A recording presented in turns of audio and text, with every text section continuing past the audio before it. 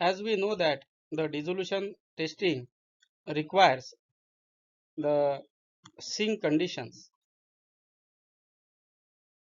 So the question is like, can dissolution be performed without sink conditions? As we know that sink conditions are required. If sink conditions are not proved or demonstrated, then we can get the regulatory queries, or the dissolution method will not be robust.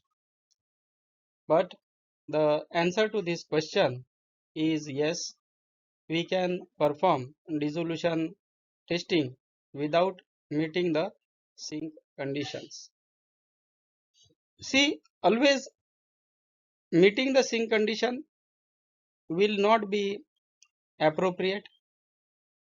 Always we cannot meet the sink conditions if the molecule is very less soluble, insoluble, practically insoluble, and if using the surfactant is also not working.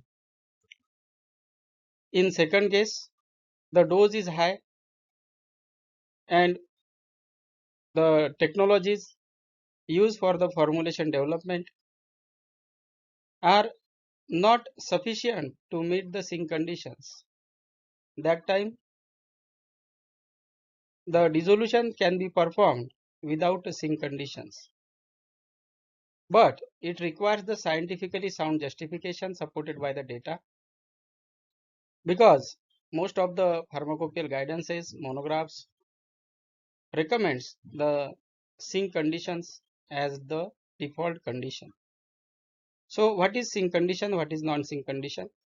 Sink condition means dissolution medium volume is sufficient to dissolve 3 times the volume required, the 3 times of the dose, or the dissolution medium volume is more than 3 times the volume required to dissolve the highest dose strength of the drug.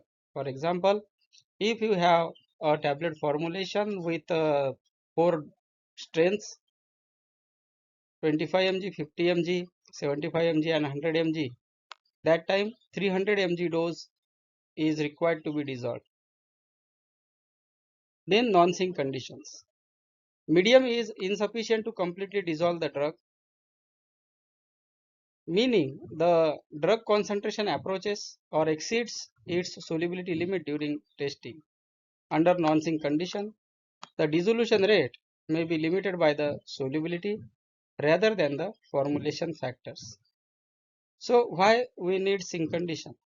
Because if sink conditions are not meeting, then because of the less solubility or saturation of the medium, we can get the false results. But if we justify or prove that though the sink condition are not meeting, the dissolution is robust and it has discriminatory power, then we can go ahead. Now see, when the non-sink condition is acceptable, regulators may accept the non-sink condition if they are fit for the intended purpose, like low solubility drugs belonging to BCS class 2 or 4, and when the sink conditions are impractical or physiologically irrelevant.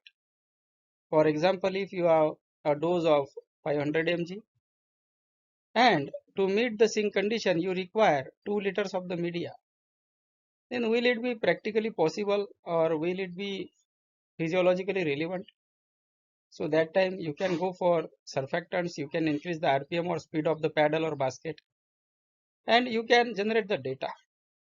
That time, based on the rational scientific data, the regulators may accept the non-sink conditions. Then second is the discriminatory method development. Non-sink setup may enhance sensitivity to the formulation changes.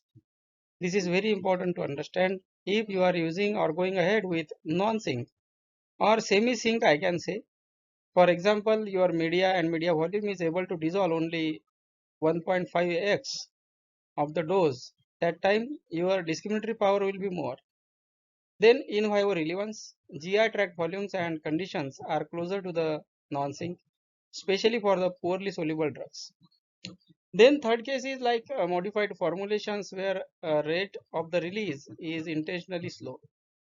Justification strategies for the regulators: when you submit to the FDA, EMA, CDSCO, You must show that your method is scientifically justified. Then demonstrate relevance in vivo conditions. Compare in vivo drug concentration to in vitro drug concentration to the in vivo solubility and the GI fluid volumes. Then you can cite the literature showing physiological volumes may not be the true sink. Then the another point is provide discriminatory power data. Show that your non-sync method can differentiate batches with known formulation and the process variations. And if possible, compare to the sync condition results and highlight the improved sensitivity. It is a very rare case if you don't meet the sync conditions, then how you are going to compare the sync condition results. But you can make it with use of more surfactant or using the hydroalcoholic media like activity you can do and show, but it will be impractical.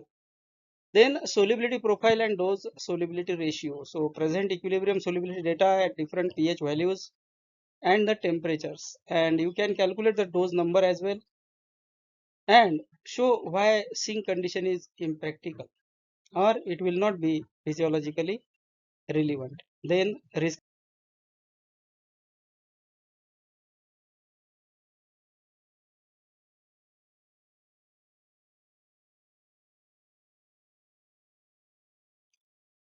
Then do the risk assessment, discuss potential precipitation and its impact on inter then its impact onto the effect of dissolution.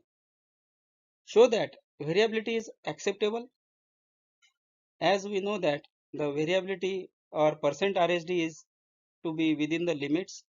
Generally it is within or not more than 20% at initial time points and not more than 10% at later time points. Regulatory references. You can go through the USP chapters. You can use the ICH guidelines, US FDA and EMA guidelines to support your method. How to present in dossier. So if you don't meet the sync conditions, then how you are going to present that data. So you can justify. I have enlisted 4 points to discuss the non-sync condition and to prove that the dissolution is discriminatory and is relevant. State the limitation of achieving the sync conditions. Justify that you cannot meet the sync conditions. Provide the experimental evidence of solubility, dose number and the comparative profiles. Link to the clinical relevance, why these conditions better mimic the GI tract, and document the robustness. You should provide the data for reproducibility, discriminatory ability and stability of the samples. Example of justification I have included here. The given drug is has a low aqueous solubility and high unit dose. True sync conditions would require more than 18 liter of the dissolution medium, which is not practically possible or it is physiologically irrelevant. The selected medium volume of 900 ml at pH 6.8 is used and it represents the biorelevant compromise and ensuring method reproducibility while maintaining the discriminatory ability of the method. You can say that, or you can write method validation confirmed acceptable precision and sensitivity to the formulation changes, supporting its suitability for the routine QC and the regulatory purposes. By this way, you can do the dissolution and you can justify. You can go through the videos available on this channel to get the better understanding. Thank you for watching the video.